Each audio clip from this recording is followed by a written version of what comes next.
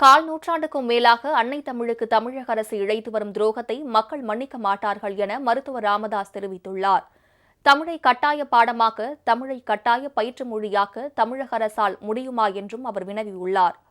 பாமக நிறுவனர் மருத்துவர் ராமதாஸ் வெளியிட்டுள்ள எக்ஸ் தள பதிவில், தமிழ் வளர்ச்சித்துறையின் சார்பில் தமிழால் முடியும் என்ற வாழ்க்கை வழிகாட்டி பயிற்சி சென்னையில் உள்ள உலக தமிழ் ஆராய்ச்சி நிறுவனத்தில் இன்று நடைபெறுவதை சுட்டிக்காட்டியுள்ளார். அன்னை தமிழ் வளர்ச்சிக்காக நடத்தப்படும் அனைத்து நிகழ்ச்சிகளும் வரவேற்கத்தக்கவைதான்.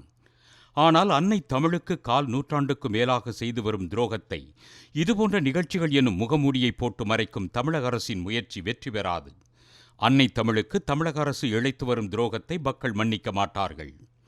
சென்னை வள்ளுவர் கோட்டம் அருகில் தமிழை கட்டாய பயிற்று மொழியாக அறிவித்து சட்டம் இயற்ற வேண்டும் என்று வலியுறுத்தி கடந்த 1999 ஆண்டு ஏப்ரல் 25 முதல் 102 தமிழறிஞர்கள் சாகும் வரை உண்ணாநிலை போராட்டம் நடத்தினர்.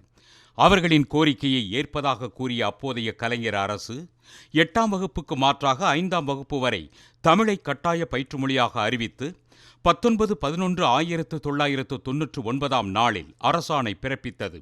ஆனால் அந்த அரசாணை செல்லாது என சென்னை உயர்நீதிமன்றம் தீர்ப்பளித்தது. அதை எதிர்த்து உச்சநீதிமன்றத்தில் கலைஞர் அரசு செய்த மேல்முறையீடு 25 ஆண்டுகளாக கிடப்பில் போடப்பட்டுள்ளது. எனது தொடர் வலியுறுத்தலின் காரணமாக அனைத்து பள்ளிகளிலும் 10ஆம் வகுப்பு வரை தமிழை கட்டாய பாடமாக்கும் சட்டத்தை 9/6/2006 நாள் சட்டப்பேரவையில் கொண்டு வந்து கலைஞர் அரசு நிறைவேற்றியது.